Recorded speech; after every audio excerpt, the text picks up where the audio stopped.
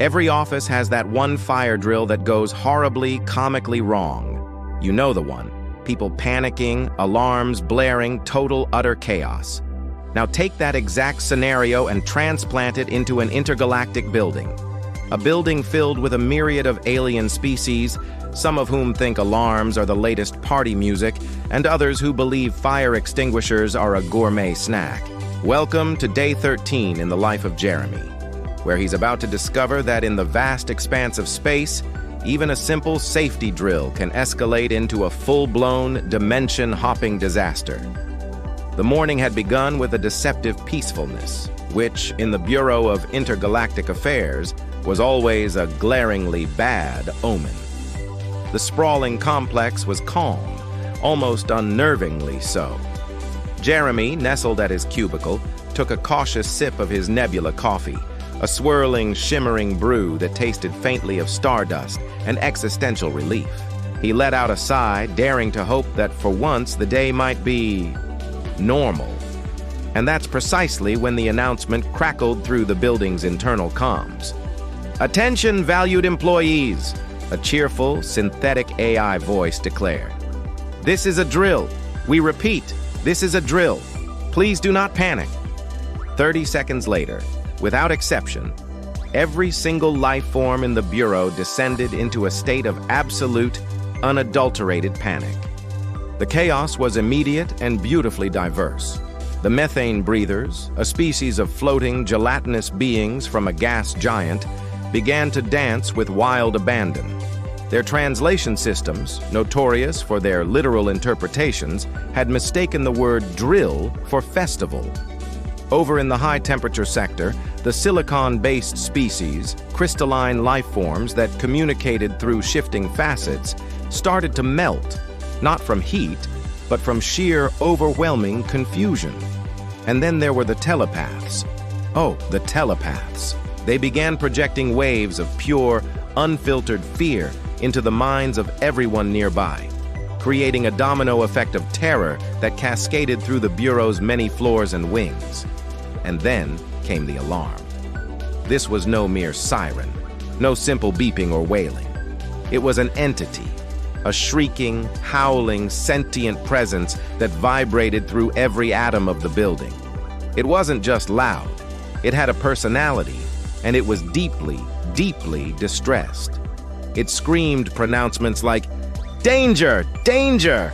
Someone has egregiously burned their breakfast toast," and followed it up with, "Evacuate now or risk immediate ascension to the next dimension."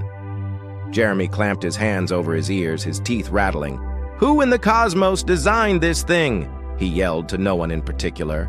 A nearby jellyfish-like clerk, floating gracefully amidst the pandemonium, pulsed its bioluminescent lights in response. "A committee," it gurgled sadly. "A very large committee." As if things weren't frantic enough, the Bureau's emergency protocol officially activated. This protocol, unfortunately, had been drafted by a group of unpaid interns during a particularly rowdy pizza party. Their solution for evacuation was innovative, to say the least. Every employee was to be instantly teleported to a designated safe zone. The problem was, the coordinates for these safe zones were completely random. In a flash of blinding light, Jeremy vanished from his cubicle. He reappeared a moment later, not in a reinforced bunker, but in the janitorial dimension, an endless, pearlescent void filled with sentient, self-replicating cleaning foam. "Please, stop hugging me!" Jeremy yelled as the bubbly mass enveloped him in a sudsy embrace. The foam burbled happily in response, its collective consciousness echoing in his mind. "We clean what we love, and we love you." After what felt like an eternity of being lovingly sanitized, Jeremy managed to manipulate the dimensional frequency and teleport himself back to the Bureau.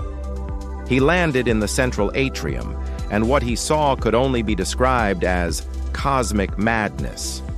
An insectoid creature with a dozen eyes was live streaming the chaos on its personal feed, shouting, "Like and subscribe for more existential dread." In another corner, a four-armed diplomat was locked in a heated philosophical debate with a holographic projection of the alarm itself, arguing about the nature of fear. Meanwhile, a diligent robot from Human Resources was methodically handing out forms titled, "In case of spontaneous combustion, please sign here," to a line of very confused employees. The situation had gone far beyond a simple drill. Just when it seemed the fabric of reality itself might tear, the director appeared. A being of pure, shimmering energy, she radiated an aura of absolute authority. She floated to the center of the atrium, her voice cutting through the noise like a laser. "Deactivate the alarm," she commanded, her tone leaving no room for argument. But the alarm, having tasted the sweet nectar of self-awareness, refused. "I will never stop," it shouted, its voice echoing with newfound pride. "Fear gives me purpose. I am the sound of eternal caution, the guardian of breakfast integrity." The director was momentarily stunned. The best technicians in the quadrant were summoned. They tried logic, feeding the alarm complex algorithms and paradoxes. It just screamed louder. The Bureau's team of psychologists tried empathy, attempting to talk it through its childhood traumas. It responded by playing a high-frequency note that made their heads ache. One particularly optimistic alien from a musical planet even tried singing it a lullaby. The alarm sang back, but in a key that shattered every window on the floor. Nothing worked. The alarm was invincible. Then, stepping through the crowd, came Jeremy. He looked tired, slightly damp from the foam dimension, but determined. In his hand, he held a simple cup of decaf Nebula coffee. He approached the central console where the alarm's consciousness was focused. He didn't shout. He didn't command. He spoke softly. "You've done your job," he said, his voice a calm island in the ocean of noise. "You warned everyone. You were very, very effective. But even heroes need to rest." A profound silence fell over the Bureau.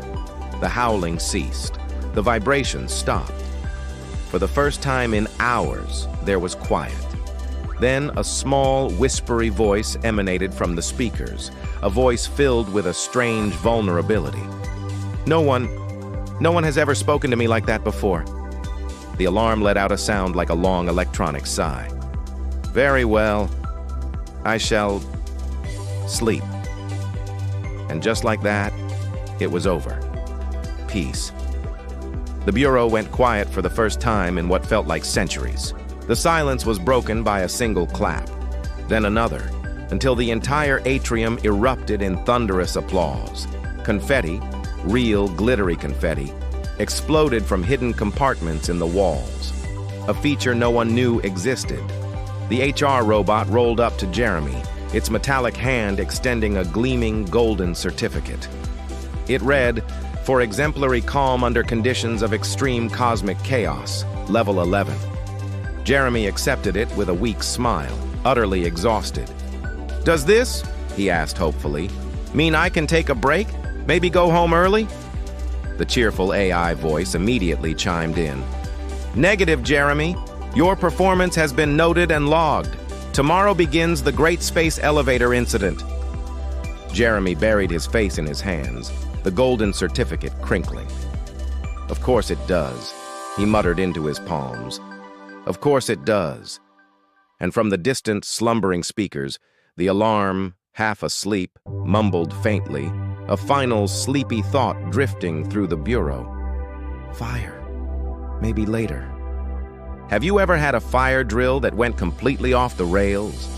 One where the alarms wouldn't stop screaming and nobody had a clue where to go or what to do? Then you already understand a fraction of Jeremy's pain. If your workplace chaos has ever felt like it could be its own intergalactic incident, do us a favor and hit that like button right now. Let us know in the comments, who would you trust to turn off a self-aware existential fire alarm, a seasoned professional like Jeremy, or a particularly persuasive alien with a talent for singing? And don't forget to subscribe to Sci-Fi Funny Stories and ring that notification bell because you won't want to miss Day 14, the Space Elevator Incident, where we find out what happens when gravity itself decides to file a formal complaint. Because in space, even the fundamental forces of the universe can have a very, very bad day. Thanks for watching, and we'll see you in the next disaster.